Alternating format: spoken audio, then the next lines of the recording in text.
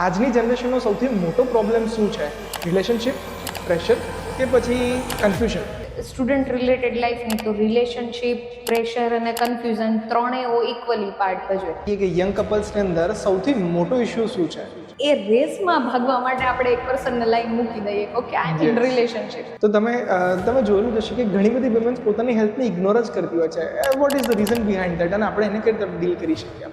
Okay, ઘણી બધી વુમન્સમાં mostly મેં છે ને મધર્સ જ જોઈ છે. ન્યૂ મધર્સ, એટલે કે જેને આપણે પોસ્ટપાર્ટમ સિચ્યુએશન, આપણે કઈ સિચ્યુએશન તો ન કહેવાય, પણ મધર એટલી એન્સિયસ હોય બાળક માટે કે એને બીપી કરી દે, બ્લડ પ્રેશર આવી જાય પર્સનને. ડાયટ કઈ રીતે રોલ ભજવે છે? તો ડાયટનો સૌથી મેઇન રોલ આવે છે તમારા મેન્ટલ હેલ્થ સ્ટેબિલિટીમાં જ પડે. આજે મને મૂડ નહોતો ને લાગતો મારે દાબેલી કે પાણીપુરી ખાવી જ પડે, એટલે ઇમોશનલ ઇટિંગ. થોડો તમારો સ્વસ્તિકનો અને તમારો મને થોડી જર્ની મને સમજાવો ને. આ સ્વસ્તિકની શરૂઆત હું તમને એમ કહું કે ઘરના પાર્કિંગમાં થઈ હતી. તો ક્યોર ટાઈપ કઈ રીતે સ્ટાર્ટ કર્યું, કઈ રીતે, શું જર્ની છે આની? ક્યોર ડ્રાઈવની શરૂઆત તો ફિઝિયોગાના નામથી થઈ હતી. તમને એમ લાગશે કે આખે નામ જ બદલાઈ ગયું? યસ, આખે નામ જ બદલાઈ કે મન કા હો તો અચ્છા, ના હો તો હરી કી ઈચ્છા. ઇન શોર્ટ આપણે એટલું કહીએ કે ઠાગર કરે ઠીક. Hello and very warm welcome to the cure tribe podcast beyond pain. આજે આપણે સાથે એક એવા ગેસ્ટ ઉપસ્થિત છે જેઓ પોતાની ભણાવવાની શૈલી અને સ્ટુડન્ટ સાથેના બોન્ડિંગને કારણે ખૂબ જ પોપ્યુલર છે. તેઓ ચાઇલ્ડ સાયકોલોજી, એડલ્ટ અને વિમેન સાયકોલોજીમાં એક્સપર્ટ છે. તો ચાલો વેલકમ કરીએ કો founder of Swastik homeopath, doctor શ્રદ્ધા પટેલને. Yes. Welcome to the cure tribe podcast beyond pain. Thank you so much for having me in your first episode. It's my honor to be here. તો madam, તમે તો આજે student સાથેના interaction તમારે વધારે હોવાને કારણે તમે તો સ્ટુડન્ટ્સની લાઈફસ્ટાઈલ સાથે તમે ખૂબ જ અત્યારે હાલ કોરિલેટ તમે કરી શકતા હશો. તો આપણે તો યુઝ્યુઅલી જોયેલું છે કે સ્ટુડન્ટ્સ કહેવાય ને કે એમ તો બધા નોર્મલ જ લાગતા હોય આપણને, પણ સ્ટીલ ઘણા બધા લોકો કહેવાય ને કે ઇન્ટરનલી મૂંઝાતા હોય છે. એ લોકો કંઈક તકલીફમાં રહેતા હોય એવું બનતું હોય છે. તો તમારા એક્સપિરિયન્સ પ્રમાણે આજની જનરેશનનો સૌથી મોટો પ્રોબ્લેમ શું છે?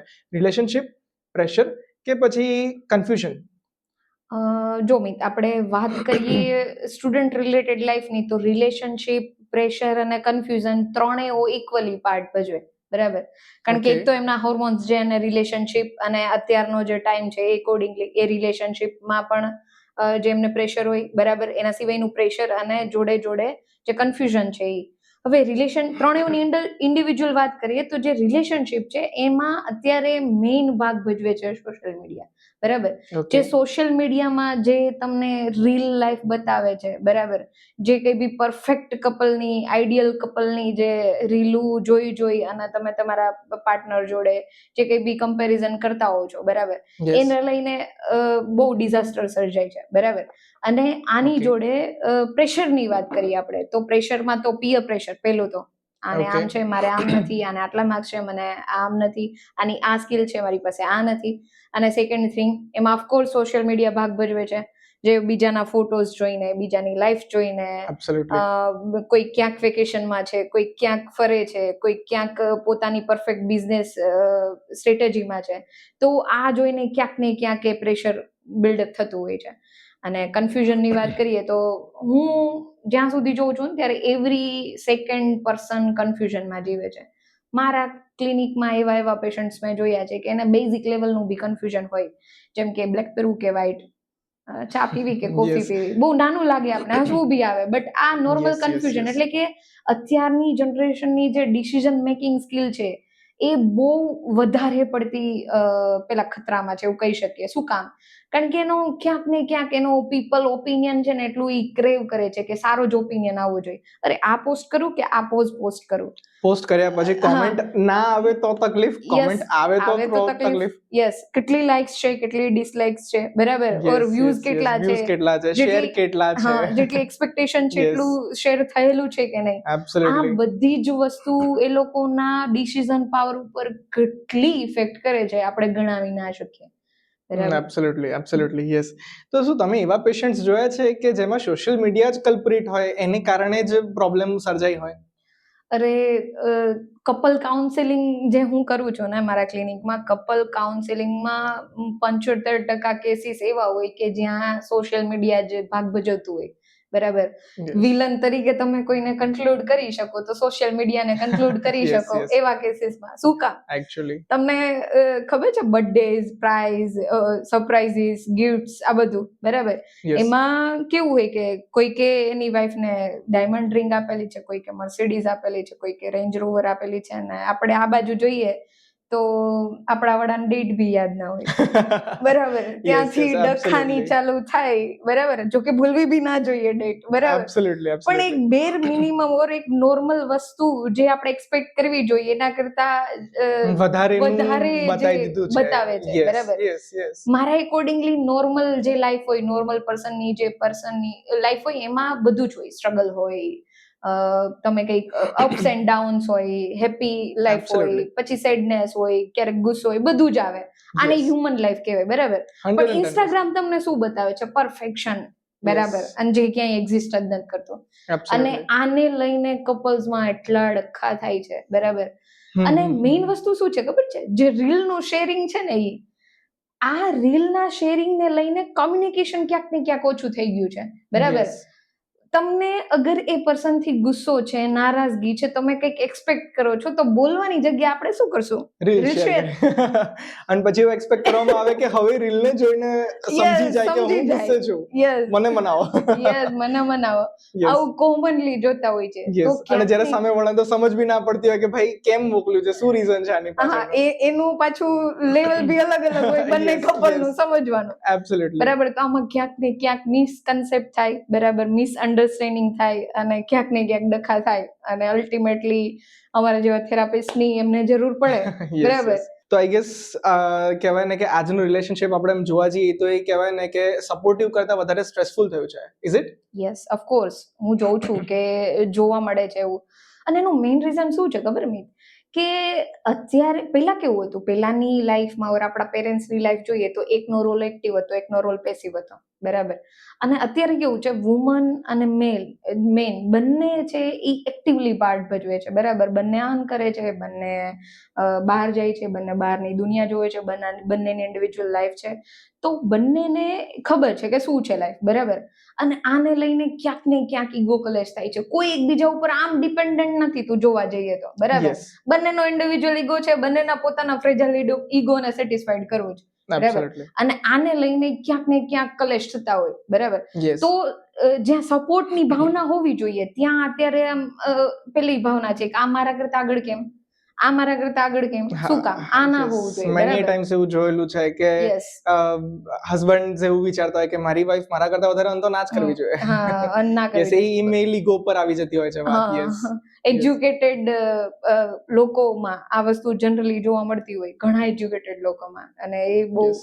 દુઃખની વાત છે કે જે ના હોવું જોઈએ. એને લઈને ક્યાંક આપણે સપોર્ટ કરતા ઈર્ષા, આ દ્વેષ, આ બધું અને કલેશ મોસ્ટલી બરાબર જોવા મળે. યસ. તો પછી આપણે કહેવાય ને કે આ તો આપણે થઈ કહેવાય ને કે પ્રોપર એડલ્ટ્સની વાત, પણ આપણે હાલ તો કહેવાય ને કે જે યંગર જનરેશન, જે ટીનેજર્સ આપણે કહીએ કે પછી કોલેજ સ્ટુડન્ટ્સને આપણે વાત કરીએ, તો એ લોકો શું એકચ્યુઅલી રેડી છે રિલેશનશિપ માટે કે પછી એ લોકો ઇમોશનલી ડિપેન્ડન્સીમાં જ જીવી રહ્યા છે? હવે તે છે ને બહુ સારો પ્રશ્ન પૂછેલો છે. તારા વર્ડ્સ એ છે કે રેડી છે રિલેશનશિપ માટે. હવે એવું ક્યારે કહી શકીએ આપણે? સમજવા જેવી વાત છે. એવું ક્યારે કહી શકીએ આપણે કે આપણે રેડી છીએ બરાબર. એનો મતલબ એમ નથી કે બધું જ પરફેક્ટ હોય, એ ટાઈમે બધું પરફેક્ટ હોય એવું ના હોય. એબ્સોલ્યુટલી. રેડી હોવું એનો મતલબ એ છે કે એ પર્સન તમારી લાઈફમાં છે પણ છતાંય તમારી કંઈક ઇન્ડિવિજ્યુઅલ લાઈફ છે, તમે આખા એના ઉપર ડિપેન્ડન્ટ નથી. જેમ કે એ ગાડીના પૈડા જ એ છે બરાબર. હવે એ પૈડા નથી તો ગાડી નહીં ચાલે બરાબર. યસ. તો બિંગ રેડી એનો મતલબ એવો છે કે તમે અન્ડરસ્ટેન્ડિંગ જોડે, તમે એક સમજણ જોડે રિલેશનમાં છો, તમારી કંઈક ઇન્ડિવિજ્યુઅલ લાઈફ છે, એમની કંઈક ઇન્ડિવિજ્યુઅલ લાઈફ છે, અને બંને જોડે ગ્રો કરો છો. આને કહેશું રિલેશનશિપ. અને એબ્સોલ્યુટલી. એટલે કહેવાય ને કે એક સપોર્ટ થ્રી, કે આજે એક બંને એકબીજાના સપોર્ટની સાથે ચાલી રહ્યા છે. એવું નથી કે ભાઈ બધું કામ એક જ વ્યક્તિ કરે છે. એ બંને એકબીજાના સપોર્ટમાં કે ભાઈ આજે આટલું કામ આ વ્યક્તિ કરી લીધું તો આટલું આ એની રીતે સાચવી લેશે, એવી રીતે ને. યસ. હવે મોસ્ટલી મેં શું જોયું છે ખબર છે? તમને ખબર હોય તો આપણે ભૂખ્યા હોય અને શોપિંગ ઉપર જઈએ, ડાયટ કરતા હોય તો આપણે ધ્યાન ના રહે શું ખાઈ લીધું, શું લઈ લીધું, બધું અંદર બરાબર. સેમ એવું રિલેશનશિપમાં છે કે લોનલી હશે ને જ્યારે પર્સન જ્યારે એકલું હશે ત્યારે એવા પર્સન ચૂઝ કરી લે છે કે જે નોર્મલી ના કરે, બરાબર. રેડ ફ્લેગ્સને અવોઇડ કરશે, એવા લોકોને, ટોક્સિક લોકોને અવોઇડ કરશે કે એ જનરલી ચૂઝ ના કરે. અહીંયા આ સિચ્યુએશનમાં પર્સન છે એ એકચ્યુઅલી એ પર્સનને ચૂઝ નથી કરતું જેની જોડે રહેવું છે, પણ એકલું ના રહેવું એને ચૂઝ કરે છે, બરાબર. તો આને લઈને ઇવેન્ચ્યુઅલી ક્યાંક ને ક્યાંક પછી પ્રોબ્લેમ થતા હોય છે આગળ જઈને. તો લોનલીનેસ છે એ ક્યાંક ને ક્યાંક આમાં મોટો ભાગ ભજવે છે ડિપેન્ડન્સીમાં, બરાબર. તો તમે અત્યારે હાલ લોનલીનેસ નો જે તમે જે સમજાવ્યું વોટ ઇઝ લોનલીનેસ, તો હવે લોનલીનેસ ને આપણે ડીલ કઈ રીતે કરી શકીએ? How can we deal with loneliness? Okay, મારા શબ્દોમાં હું તમને લોનલીનેસ જણાવું તો લોનલીનેસ કેવી વસ્તુ છે? આપણે લોનલીનેસ સાંભળીએ તો આપણે ડાયરેક્ટ માઇન્ડમાં એવું થાય કે લોકો નથી આપણી બાજુમાં, આપણે એકલા છીએ. બટ એ આઉટર લોનલીનેસની વાત નથી અહીંયા. ઘણીવાર તમે બી ઘણા લોકોએ અહીંયા નોટ કરેલું હશે કે આપણે લોકો જોડે હોય, આપણે ફ્રેન્ડ્સ જોડે હોય, આપણા તો બી આપણે એકલા હોય. આપણે મેરિડ છીએ, આપણે એક રિલેશનશિપમાં છીએ તો પણ એકલા છીએ. અત્યારનો આ સળગતો પ્રશ્ન છે, ખબર તમને? મારી પાસે થેરાપીમાં આવતા લોકો એવું કહે છે કે મેડમ છે પાર્ટનર તો એકલું લાગે છે, બરાબર. તો આ થઈ ઇન્ટરનલ લોનલીનેસ. અને લોનલીનેસનો મતલબ જ એ છે કે તમારી જે સરાઉન્ડિંગ છે, તમારી જે આજુબાજુવાળી પબ્લિક છે, એ તમારી જે અંદરની ડિઝાયર છે, જે એક્સપેક્ટેશન્સ છે, એ ફૂલફિલ નથી કરી શકતો અને તમને લોનલીનેસ લાગે છે, તમને એકલું લાગે છે, બરાબર. તો હવે તારો પ્રશ્ન એ હતો કે how to deal with it, બરાબર. તો આ ટાઈમે મને પેલી બુદ્ધવાળી સ્ટોરી યાદ આવે.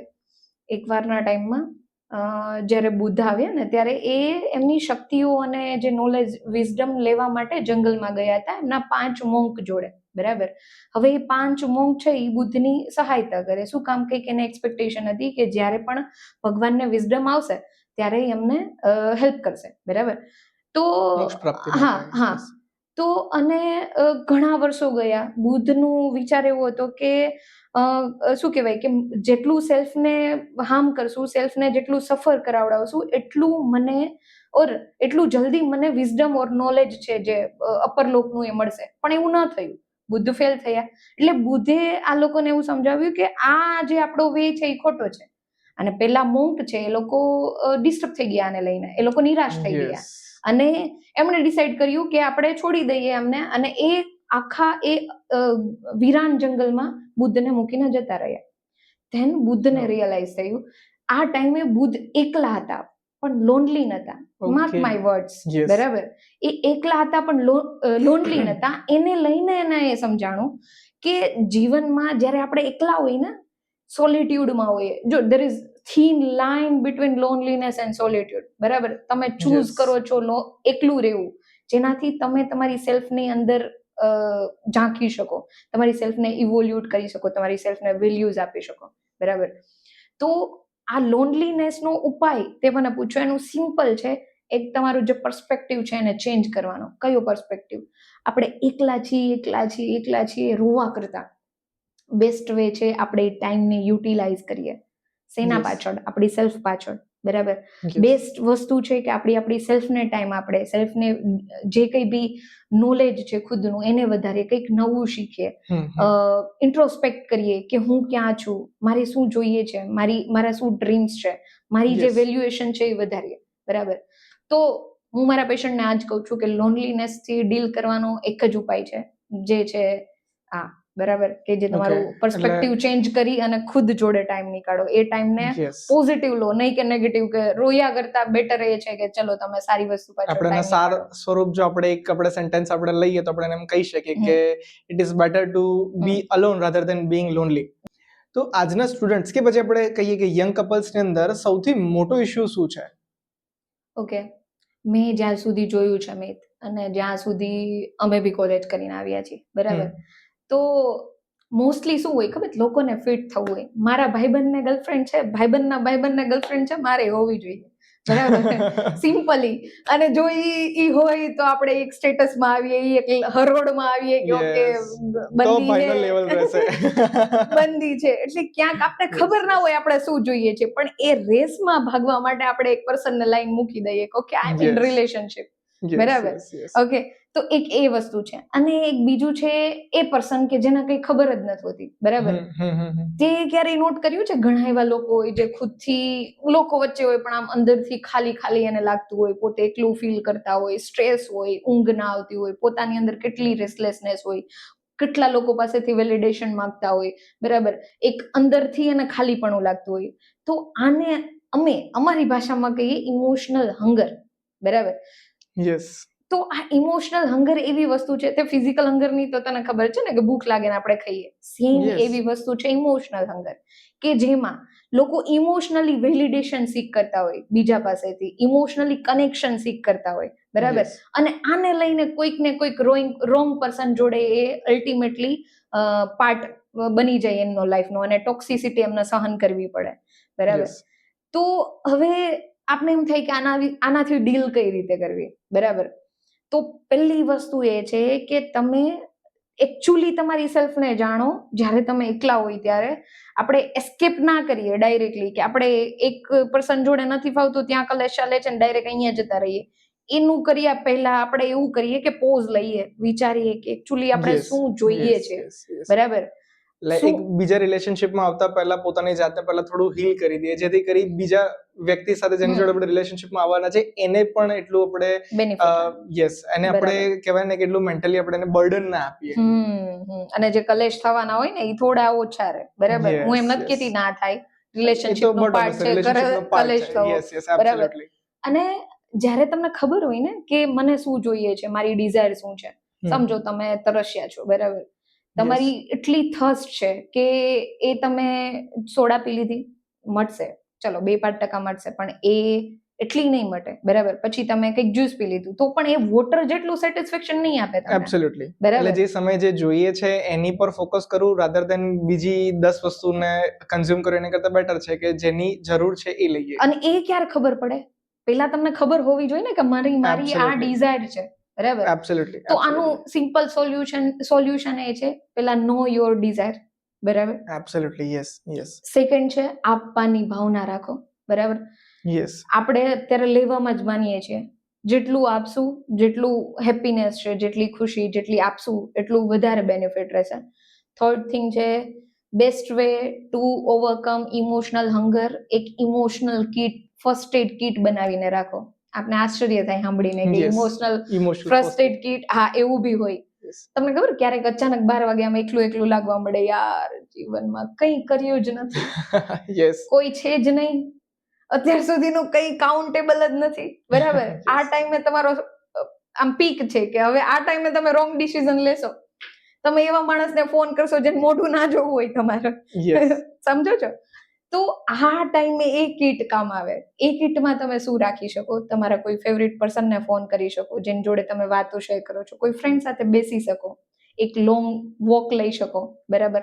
નેચર જોડે કનેક્ટેડ રહી અને લાઈક એક આપણે કહીએ ને કે ગેડી મારી લઈએ, બરાબર, એ કરી શકો, ફ્રેન્ડ સાથે ગપ્પા મારી શકો. તો આને કહેશું આપણે ઇમોશનલ કિટ, બરાબર, first aid kit. I guess એની અંદર આપણે થોડી એક્સરસાઇઝ પણ આપણે એડ ઓન કરી શકીએ.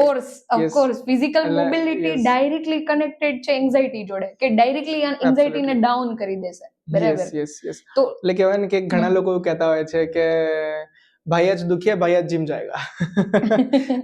બસ એના જેવું છે કે થોડી ફિઝિકલ એક્ટિવિટી હોય તો બટ ઓબ્વિયસ છે કે આપણને કહેવાય ને કે એ ઇમોશનલ જે સ્ટ્રેસ જે ફીલ થઈ રહ્યો છે એનું આઈ ગેસ એમાં આપણને રિડક્શન જોવા મળે. અને એ સિવાય આપણે ઇવન આપણી ગમતી હોબીઝ છે, જેમ કે કુકિંગ છે, સિંગિંગ છે, કે પછી મેડિટેશન છે, જે કંઈ ગમતું હોય એવું પણ આપણે કંઈક કરી શકીએ મે બી, એટલે જે આપણને હેલ્પ કરે. ઓફકોર્સ. મિત, તે ક્યારે એવું જોયું છે કે ઘણા પેશન્ટના છે ને રિપોર્ટ્સ નોર્મલ આવે, બરાબર, બધું જ નોર્મલ હોય, પણ એને દુખાવા માટે જ નહીં? આવું તે ક્યારે એક્સપિરિયન્સ કર્યું છે? અવરનવર જોવા મળતું હોય છે. ઓલમોસ્ટ કહેવાય ને આપણે એમ કહી શકીએ કે 80-85% પબ્લિકની અંદર, પેશન્ટ્સની અંદર આ જ તકલીફ રહેતી હોય છે કે તકલીફ કંઈક બીજી હોય. એને કહેવાય ને કે રીસ એની સાસુની હોય અને એને દુખતો ઘૂંટણ હોય. આપણે નથી કહેતા કે દુખે પેટ ને કૂટે માથું, એના જેવી જ વસ્તુ હોય છે કે ભાઈ તકલીફ કોઈક બીજી છે, સ્ટ્રેસ કંઈક બીજો છે અને એના લીધે થઈને એ તકલીફ ઊભી થઈ રહી છે. નથી એવું નથી કહેતા આપણે. ઘણા કહેતા હોય છે કે મને ની પેઇન છે, મને એલ્બો પેઇન છે, શોલ્ડર પેઇન છે. નથી એવું નથી, છે, પણ એની પાછળનો રૂટ કોઝ કંઈક અલગ છે. એ કહેવાય ને કે પેથોલોજીકલ એનો કોઈ રૂટ કોઝ નથી. અને એ બાબતે તો કહેવાય ને કે હું મારા રિસન્ટ એક કેસની તમને વાત કરું તો મેં મારો રિસન્ટલી એક પેશન્ટ મેં જોયું હતું, જે કહેવાય ને 12th સ્ટાન્ડર્ડનો એક છોકરો હતો અને એને તકલીફ એટલે એને નેક પેઇન સિવિયર, બહુ જ ટાઈમથી એને નેક પેઇન રહી રહ્યું હતું અને એણે અમારી સાથે ટ્રીટમેન્ટ શરૂ કરી ક્યોર ટ્રાઇબ સાથે અને અમે એની નેક સ્ટીફ હતી. એઝ સચ બીજો કોઈ જ ઇશ્યુઝ અમને નહોતા દેખાઈ રહ્યા. ઇવન એને તો એના ડૉક્ટરને એને બતાવ્યું, એના ફિઝિશિયન એને કે આપણે યુએસજી કરાવી લો એક વખત, આપણે એક વખત એક્સરે કરાવી લો, બીજો કોઈ ઇશ્યુ હોઈ શકે, સ્પાઇનનો ઇશ્યુ હોઈ શકે, આમ તેમ ફલાનું, પણ કોઈ ઇશ્યુ નહીં, રિપોર્ટ્સ બધા જ નોર્મલ. ઇવન અમે એને ટ્રીટમેન્ટ કરી, 15 ડેઝ ટ્રીટમેન્ટ કરી અને એ કહેતો હતો કે હા મને સિમ્ટમેટિક રિલીફ એને થોડા ઘણા ટાઈમ માટે રહેતી હતી, વળી પાછી એની હતી એમનું એમ થઈ જતું હતું. પછી બેસીને એક વખત એને વાતચીત એની જોડે કરી અને એના પછી અમને ખબર પડી કે ભાઈને આવતી હતી એક્ઝામ, એના લીધે તો એને તકલીફ હતી. એનું કેવું એમ હતું કે ભાઈ મારી એક્ઝામ આવી રહી છે અને પાછળની બીજી જે કંઈ યુનિટ ટેસ્ટ લેવાય એ બધાની અંદર એના માર્ક્સ ઓછા આવેલા હતા. એટલે હી વોઝ ઇન સ્ટ્રેસ કે હું મારા જો પ્રોપર માર્ક્સ નહીં આવે તો હું સારી કોલેજમાં એડમિશન લઈ શકું, આમ તેમ. એટલે એ સ્ટ્રેસને કારણે થઈને એનું નેક પેઇન નહોતું જઈ રહ્યું. અને બટ ઓબ્વિયસ છે કે stress is linked with the posture and we can also સે કે posture is linked with the stress. Okay, તો કઈ રીતે લિંક છે પોસ્ચર અને મેન્ટલ હેલ્થ, એ મને કહી શકશો તમે? એબ્સોલ્યુટલી. આપણે કહેવાય ને કે સૌથી પહેલાં તો આપણે જો સ્ટ્રેસની અને પોસ્ચરની આપણે જો સાયકલને સમજવા જઈએ ને, તો જો સ્ટ્રેસ હશે તો એ વ્યક્તિને આપણે એને પારખવું, આપણે એને સમજવું હોય કે એની અંદર સ્ટ્રેસ છે, કોઈ સ્ટ્રેસ કે એન્શિયસ વ્યક્તિ છે, તેના બહુ જ ક્લિયર સિમ્ટમ્સ છે કે ફોરવર્ડ હેડ પોસ્ચર છે, સ્લાઉચી પોસ્ચર છે, એના શોલ્ડર્સ રોલ્ડ ઇન છે, એ રીતના જે એનું પોસ્ચર હોય તો બટ ઓબ્વિયસ છે કે એ વ્યક્તિ એન્શિયસ સ્ટ્રેસમાં છે. બોડી લેંગ્વેજમાં પણ ચેન્જ આવી જાય. યસ. અને કહેવાય ને કે કોન્સ્ટન્ટ શિવર કરતું રહેવું, રેસ્ટલેસનેસ ફીલ કરવું, પગ હલાયા કરવા, હાથ હલાયા કરવું, પેન હાથમાં હોય તો પેન હલાયા કરે, નેલ બાઇટિંગ કરે. યસ, આ બધા સિમ્ટમ્સ આના એન્શિયસ વ્યક્તિના છે. અને આ બધાની પાછળ કહેવાય ને કે જ્યારે પોસ્ચર ખરાબ થયું, એટલે કે આપણે જે સ્લાઉચી પોસ્ચર કે રાઉન્ડેડ શોલ્ડરની આપણે જે વાત કરી કે ફોરવર્ડ પોસ્ચરની વાત કરી, તો આ બધા પોસ્ચર જ્યારે કહેવાય ને કે બોડી એડેપ્ટ કરે છે ત્યારે કહેવાય ને કે બ્રીધિંગમાં પણ એક ઇશ્યુ ક્રિએટ કરતી હોય છે. ઇવન જે આપણા લંગ્સને છે પ્રોપર એક્સપાન્ડ થવા માટેની સ્પેસ નથી મળતી, તો એના કારણે બ્રીધિંગમાં ઇશ્યુ થયો.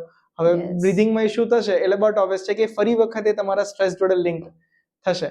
એટલે ઇટ્સ અ વિશિયસ સાયકલ. હવે જો મારે એને બ્રેક કરવી હોય ને તો એનો એક જ મુદ્દાનો પોઈન્ટ છે, જેનો પોસ્ચર ઠીક કરીશ ને તો બટ ઓબ્વિયસ છે કે એ એના બીજો જે પણ એનો સ્ટ્રેસ, એન્ઝાઇટી કે જે એનો મેન્ટલી ઇલ્ડ વ્યક્તિ છે, એ એની બધી ઇલનેસને દૂર કરવા માટેનો first step is posture.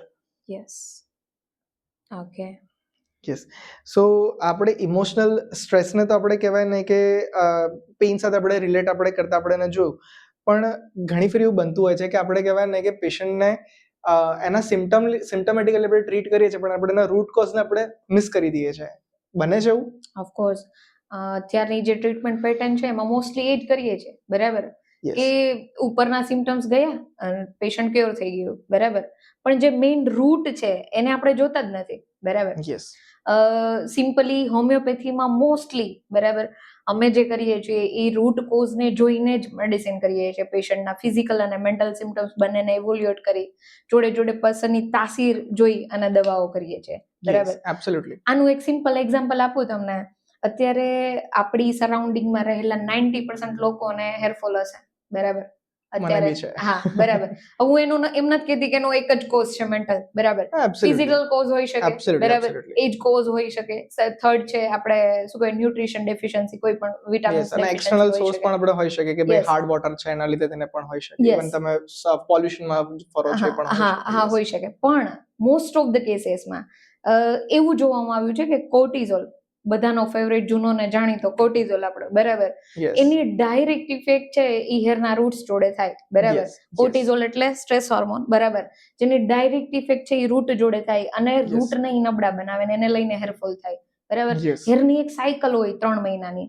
Hair ખરે છે નોર્મલ ટાઈમે તો દેટ ઇઝ ઓકે, પણ પાછા નવા આવે છે તો દેટ ઇઝ હેલ્ધી પર્સનની પેટર્ન છે, બરાબર. એની માટે મેં એક કહેવાય ને ડર્મેટ સાથેથી મેં એવું સાંભળેલું પણ છે કે દિવસના 50 વાળ ખરે તો ઇટ્સ નોર્મલ. બરાબર, પણ નથી કરતા તો ખરે છે અને પછી નથી ઉગતા તો કંઈક નોર્માલિટી છે, બરાબર. તો આવા ટાઈમે મેં મારા પેશન્ટમાં એવું જોયું છે કે ક્રોનિક સ્ટ્રેસ છે ને, જે આપણે ડે ટુ ડે લાઈફમાં જોઈએ છે, કોર્પોરેટ લોકો સવારના 9 વાગ્યાના બેગ લઈને ગયા હોય, 5 વાગે આવે, 9 થી 5 ની જોબ વાળા, નાઇટ જોબ વાળા, બરાબર. ઇવન અમે પણ, બરાબર, આપણે પણ, બરાબર, જે કઈ બી આપણા સ્ટ્રેસ હોય રેગ્યુલર લાઈફમાં, ફિમેલ્સ છે, બરાબર. ફિમેલ્સમાં હોર્મોન્સને લઈને કેટલા બધા હેરફોલમાં કેસીસ જોવા મળે આપણે, બરાબર. અને આને લઈને કહીએ ને કે ક્યાંક ને ક્યાંક આપણે એને ટ્રીટ કરવામાં બહારથી જે ફેક્ટર્સ છે, લાઈક ઓઇલ છે, શેમ્પુ છે, આ બધું બદલી દેતા હોય, પણ રૂટ ઉપર ધ્યાન ના દઈએ, જેમ કે એનો મેઇન કોઝ છે એને આપણે ટ્રીટ ના કરીએ તો એ વસ્તુ પાછી આવવાની છે. Yes, absolutely. પછી તમે મિનોક્સિડિલ લગાવી લો કે રોઝમેરી લગાવી લો, કઈ એનાથી કઈ ફરક ના પડે. તમારે એક સારા હોમિયોપેથ, સારા ડાયટિશિયન નો ઓપિનિયન લેવો જ પડે. 110%. એબ્સોલ્યુટલી. તો આમાં આ તો થઈ આપણે જનરલ પબ્લિક માટેની વાત, પણ આમાં મેં બહુ જ રિસેન્ટ કેસીસમાં જોયેલું છે કે વિમેન્સમાં ખાસ કરીને ઇમોશનલ સ્ટ્રેસનો શું રોલ હોય છે એમના હોર્મોનલ સાયકલ વચ્ચે? ઓકે, વુમન્સની લાઈફ આપણે આમ જોઈએ ને તો હોર્મોન્સ ઉપર જ ડિપેન્ડન્ટ છે, બરાબર. હોર્મોન્સ એની લાઈફમાં, હોર્મોન્સ અને એની લાઈફને અલગ ના કરી શકે, ઇન શોર્ટ, બરાબર. સ્ટાર્ટિંગના 5 માસિકના દિવસોથી વાત કરીએ ત્યારે ઇરિટેશન, ગુસ્સો, પેઇન આ બધા સહન કરીએ. પછી 5 થી 14 દિવસ ઇવોલ્યુશનની વાત કરીએ ત્યારે એમ થાય, આમ અચીવમેન્ટના ગાળામાં હોય કે આ કરી લેવું છે, આ કરી લેવું છે, આ કરી લેવું છે, બધું જ હું કરી લઈશ જાતે, આખા દુનિયાનો બોજ હું મારા એકલા શોલ્ડર ઉપર લઈ લઈશ. પછી 14 પછીના દિવસમાં જે ઓવ્યુલેશન પતે ત્યારથી કારણ વગરનું રડવાનું, કારણ વગરનો ગુસ્સો, કારણ વગરનું ડિપ્રેશન, નથી ખબર શું થાય છે લાઈફમાં, નથી ખબર શું અચીવ કરવાનું છે, આમ ડાયરેક્શન લેસ ફીલ થાય. તો હું મારા પેશન્ટને એવું કહેતી હોય કે જ્યારે રડવું આવે કોઝલેસ, ખબર ના પડે કંઈક, તો પહેલા વિચારવાનું કે ઓકે આપણે આપણા સાયકલને કયા ડેટ ઉપર છીએ જોઈ લઈએ. કારણ કે મોસ્ટ ઓફ ધ કેસીસમાં એવું જોયું છે કે ક્યાંક ને ક્યાંક હોર્મોન ભાગ ભજવે છે, અને આ હોર્મોન્સને કોઈ ગવર્ન કરતું હોય તો સ્ટ્રેસ, આપણા કોર્ટિઝોલ બાપુ, બરાબર, આવીને બધું જ બગાડી દેશે, બરાબર, બધું જ અપડાઉન કરી દેશે, જે કઈ બી બેલેન્સ છે, જે કઈ બી સાયકલ છે એ બધી જ ઇરેગ્યુલર કરી દેશે, બરાબર.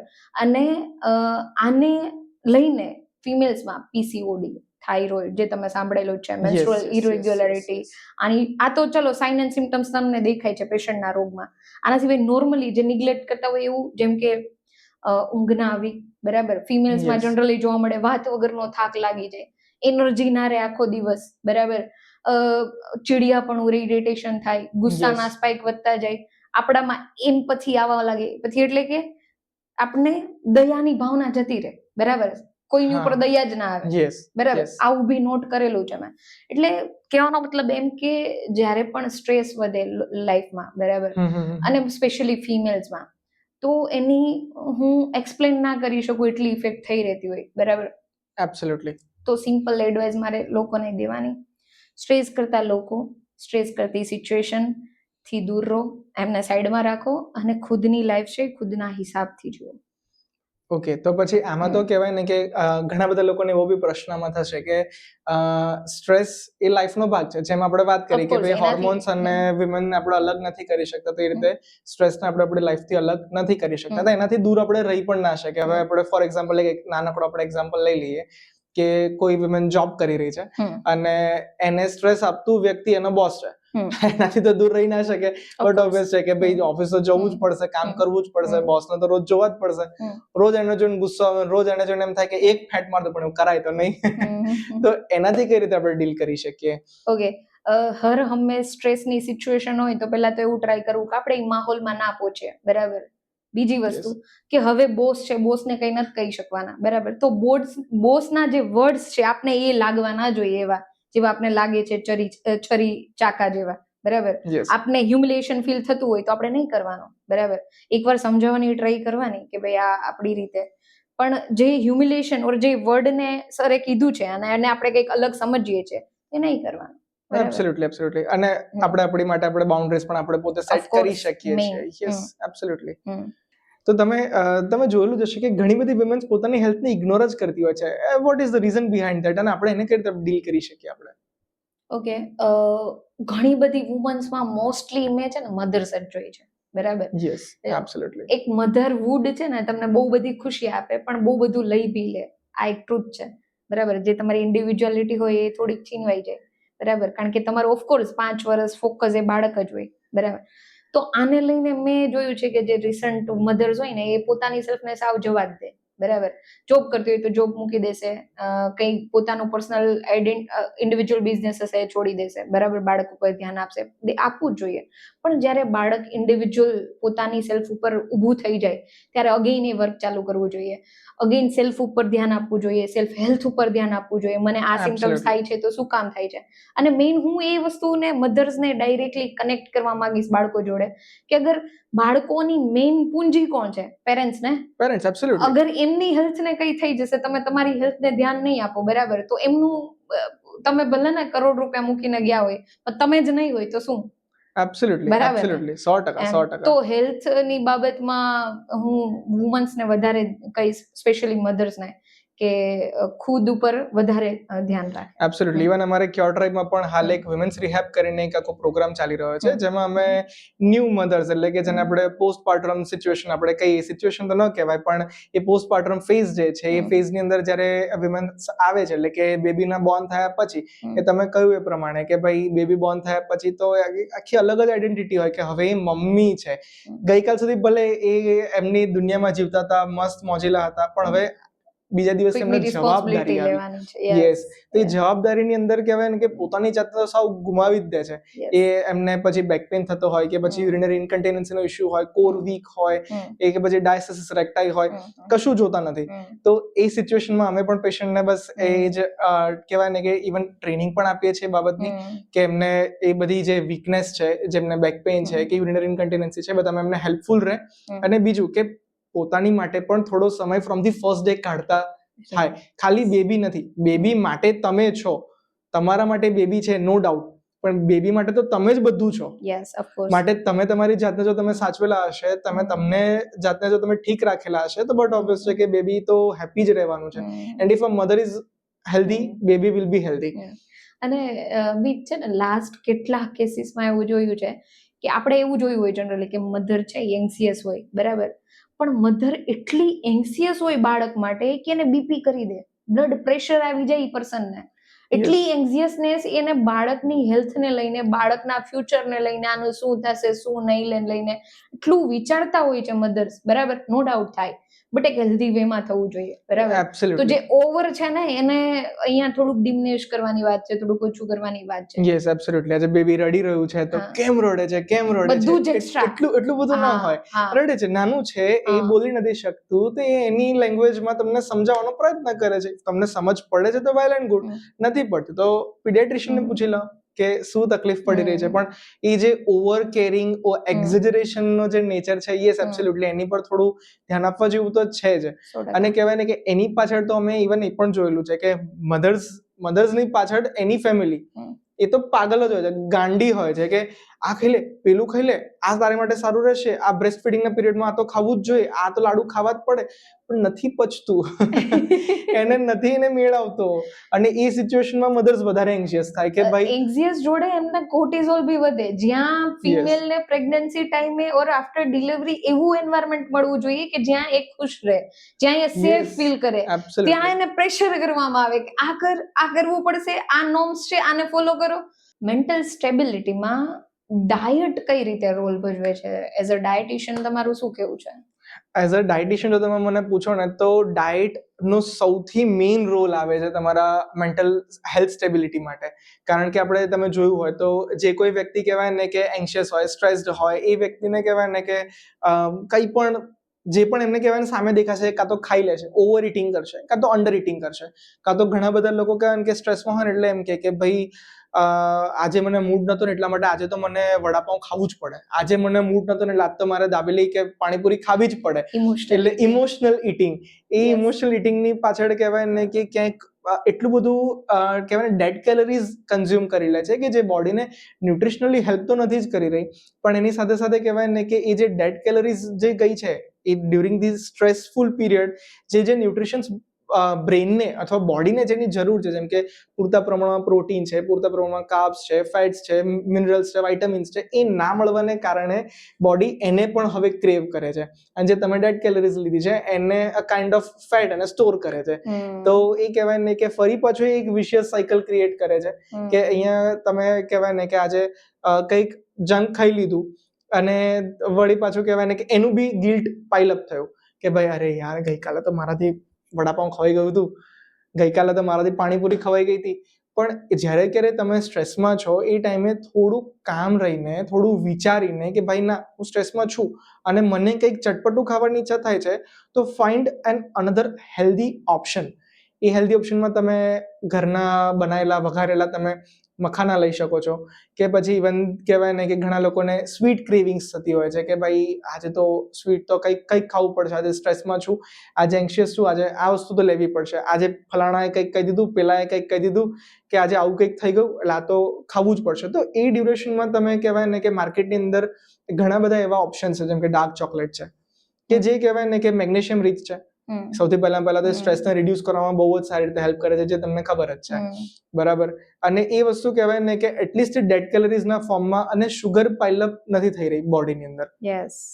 બીજી વસ્તુ તમે ઇવન માર્કેટમાં અવેલેબલ પીનટ બટર્સ છે, ઢગલાબંધના ભાવમાં પીનટ બટર્સ છે. તમને ક્રીમી ટેક્સચર જોઈએ છે તો એવા પણ છે, ક્રન્ચી જોઈએ છે તો એવા પણ છે, તમને ખાલી પીનટ ટેસ્ટ વાળા જોઈએ છે તો એ પણ છે, ચોકલેટ ફ્લેવર છે, ડાર્ક ચોકલેટ છે, યુ કેન હેવ એનીથિંગ, પણ કંઈક હેલ્ધી, બરાબર. કંઈક એવું નહીં કે ભાઈ આજે 4-5 પડીકા ખોલીને ખાઈ લીધા, આજે તો ટેન્શનમાં હતી કેટલા પડીકા ખાઈ ખબર જ ના પડી અને નીચે જોયા પછી ખબર પડી અરે બાપરે ઢગલો થઈ ગયો કચરાનો.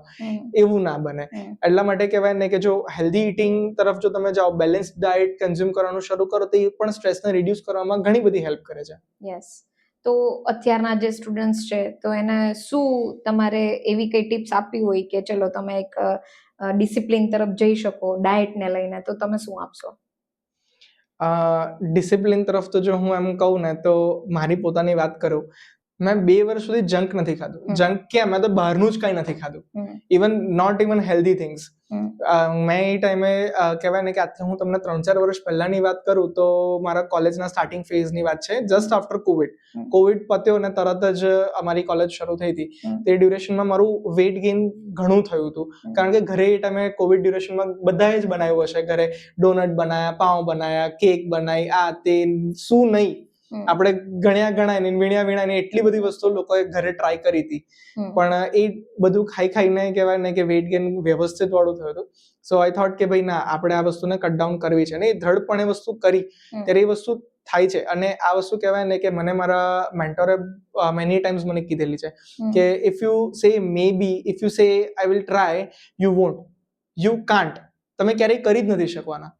પણ જ્યારે કહેવાય ને કે તમે એમ કહેશો કે no means no, it stands for everything, બરાબર. તમે કોઈ પણ સિચ્યુએશનમાં આ વસ્તુ યુઝ કરી શકો છો કે નો મીન્સ નો. તમે ટ્રાય કરીશ મે બી તો તમે કરવાના જ છો, પણ ઇફ યુ સે નો, નહીં એટલે નહીં જ, એ પછી દ્રઢપણે એ તમારું જો માઇન્ડસેટ રાખો ને તો તમે બધું જ તમે કરી શકો. પછી એમાં કહેવાય ને કે હોતા હે ને ચાલતા હે તો પછી થતું રહેશે. પણ મારો ક્વેશ્ચન એ છે પર્સનલી, આ રાત્રે જે ચોકલેટ ખાવાની, જે સ્વીટ ખાવાની ક્રેવિંગ્સ થાય એને કઈ રીતે ડીલ કરવી? સ્ટુડન્ટને બી હશે, અત્યારે આપણી પબ્લિકને બી હશે, કઈ રીતે એને ડીલ કરવી?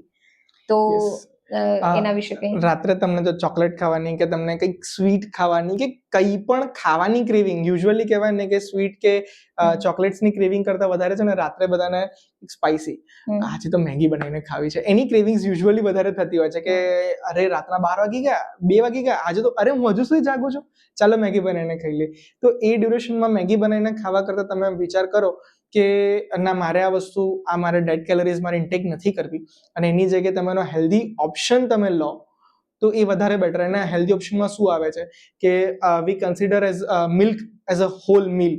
આપણે આખું મીલ એને કન્સિડર કરીએ છીએ. કેમ? કારણ કે એની અંદર ઓલમોસ્ટ ઘણા બધા આપણને ન્યુટ્રિશન આપણને મળી જતા હોય છે. તો એ ટાઈમે તમે કહેવાય ને કે મિલ્કની અલગ અલગ રેસિપીઝ, જેમ કે વિન્ટર્સ છે તો તમે ગોલ્ડન મિલ્ક લઈ શકો છો, ખજૂરવાળું મિલ્ક, ખારેકવાળું મિલ્ક તમે લઈ શકો છો.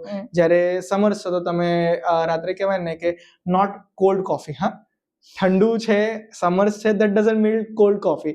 રાત્રે કોલ્ડ કોફી નહીં, કારણ કે આપણે યુઝ્યુઅલી કેફીન રાત્રે આપણે નથી લેતા હોતા, આપણે મનાઈ કરતા હોઈએ છીએ. ઇવન તમે બી તમારા પેશન્ટ્સને કહેતા છો કે રાત્રે કેફીન નહીં કન્ઝ્યુમ કરવું, અવોઇડ કરવું જોઈએ. તો કોલ્ડ કોફી નહીં, પણ એ સમય કહેવાય ને કે તમે કોઈક મિલ્કશેક બનાવી દીધો કે પછી ખાલી પ્લેન મિલ્ક લઈ લીધું.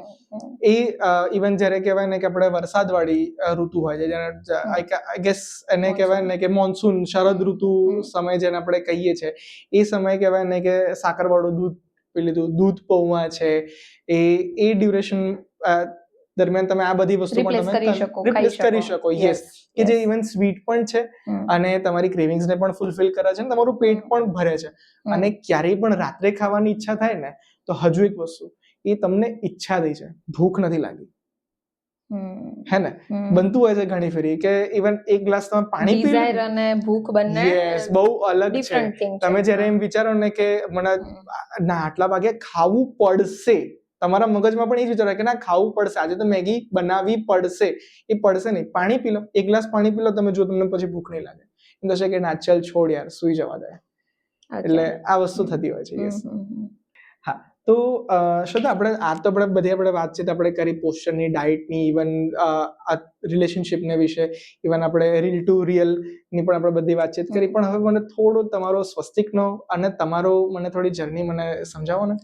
ઓકે, જે સ્વસ્તિક તમે અત્યારે જોઈ રહ્યા છો કે 3 બ્રાન્ચ છે, બરાબર, એક છે સુરતમાં, એક છે અમદાવાદમાં, એક છે જુનાગઢમાં. આ સ્વસ્તિકની શરૂઆત હું તમને એમ કહું કે એક ઘરના પાર્કિંગમાં થઈ હતી. તો તમને થોડુંક અજુગતું લાગશે. Great, same as Facebook.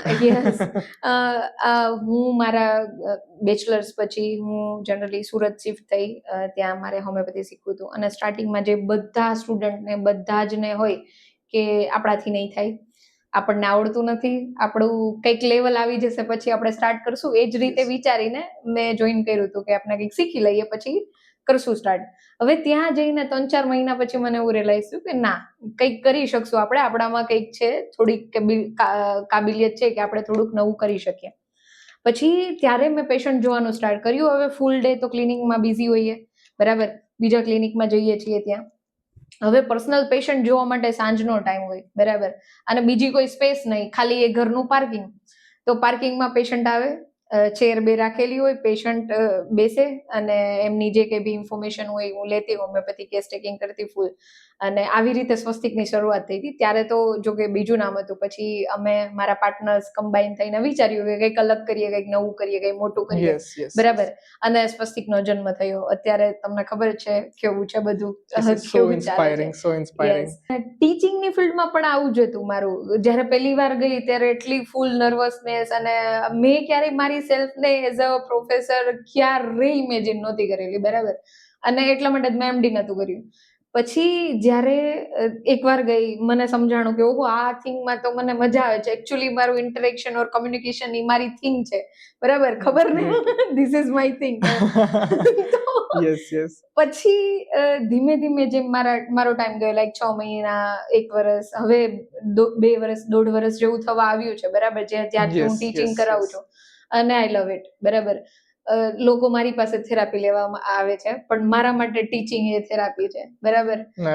મને એકદમ મજા આવે છે ત્યાં જઈને, અને હું એમ કહું ને કે મારી હર વખતે મારી સેલ્ફ ત્યાં નવું શીખીને આવે છે, બરાબર. જે મારી તમે અત્યારે કમ્યુનિકેશન સ્કિલ જોવો છો ને, એ ત્યારની જ છે. તમને ખબર છે, આની પહેલા એક એવો ઇન્સિડન્સ થયેલો છે, જસ્ટ મને આવ્યો એટલે હું કહું તમને.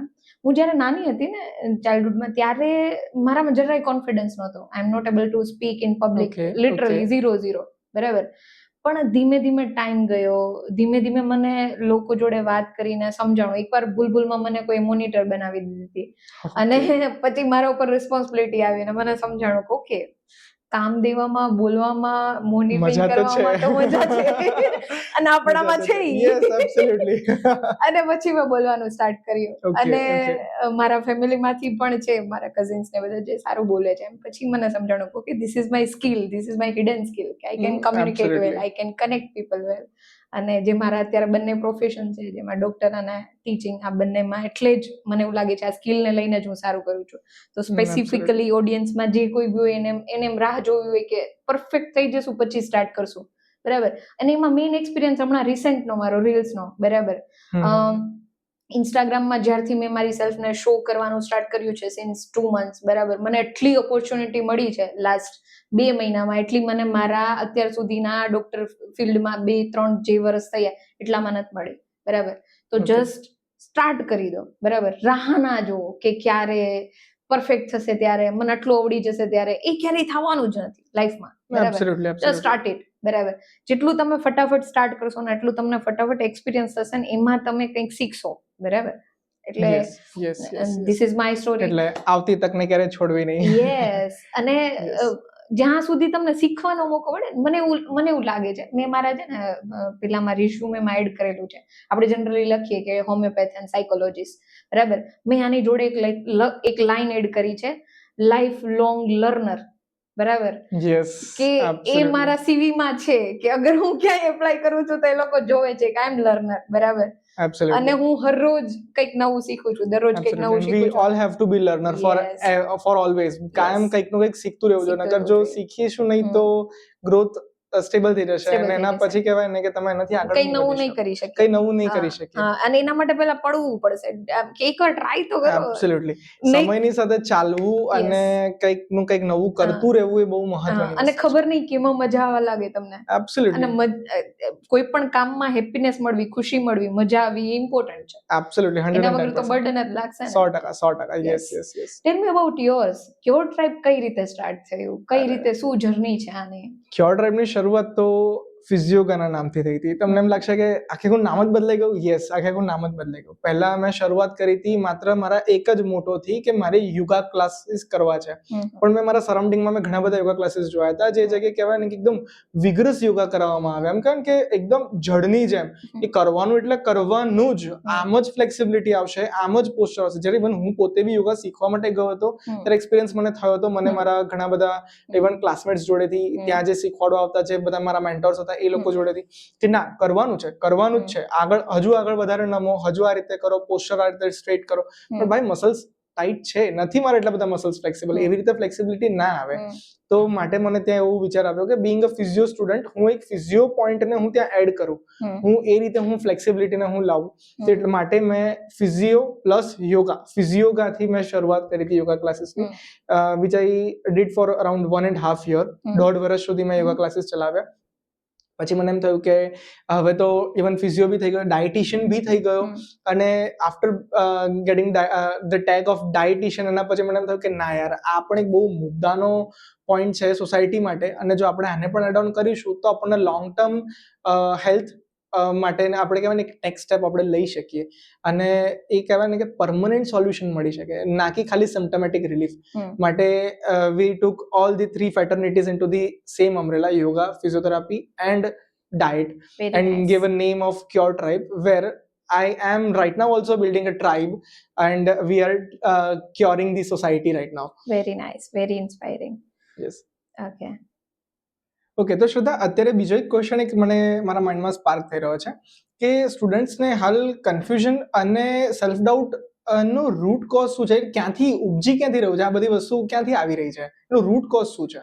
અચ્છા, કોઈ પણ હ્યુમન બીંગ લઈ લો તમે, એમાં કોન્ફિડન્સ, કન્ફ્યુઝન, સેલ્ફ ડાઉટ, આ બધાનું જે બેઝિક બેઝ હોય છે, બેઝ એ એક તો પેરેન્ટિંગમાં, એન્વાયરમેન્ટલ જે સરાઉન્ડિંગ છે, બરાબર, એમાં, અને ક્યાંક ને ક્યાંક એના એક્સપિરિયન્સમાં એ બધું આવતું હોય છે. તમને ખબર જ હોય અત્યારે કોઈ પર્સન છે 12th કરતું હોય, યા તો જોબ કરતું હોય, યા તો ભણતું હોય, રિલેટિવ્સ આવશે, પૂછશે કેટલા પહોંચ્યું, હજુ નથી નીકળવું, ક્યારે શું કરવાનું છે, જોબ ક્યારે કરવાની છે, પેલાને તો 20,000 પગાર છે, તારે હજુ કઈ સ્ટાર્ટ નથી થયું. આમાં ને આમાં કમ્પેરિઝનમાં, અને આમાં પેરેન્ટ્સનો પણ વાગ છે થોડો ઘણો જ્યાં જઈને પૂછે છે એમનો પણ વાગ છે, બરાબર. ના કરવું જોઈએ આવું, બરાબર. પેરેન્ટ્સને પોતાના બાળકની કમ્પેરિઝન ક્યાંય જ ના કરવી જોઈએ, બરાબર. ભગવાને જે આપ્યું છે, બરાબર, જેવું આપ્યું છે એવી રીતે એક્સેપ્ટ કરવું જોઈએ. નો ડાઉટ એમાં આપણે ગ્રો કરાવડાવવું જોઈએ, બરાબર, એને સમજાવવું જોઈએ, આગળ વધારવું જોઈએ, પણ કમ્પેરિઝન નહીં, બરાબર. કમ્પેરિઝનના બાબતે તમે એવા બી પેરેન્ટ્સ જોયેલા છે જે એના છોકરાઓને કહેતા અમે કોઈ જોડે કમ્પેર નથી કરતા, અમે તને પ્રેશર નથી આપી રહ્યા, હા, પણ તું આવી રીતે કર તો વધારે સારું, પેલાને તો આટલા છે એટલે અમે તને ખાલી કહી રહ્યા છે કે જો એ આવી રીતે કરી રહ્યો છે, તું પણ એ રીતે તું જરા જોઈ લે.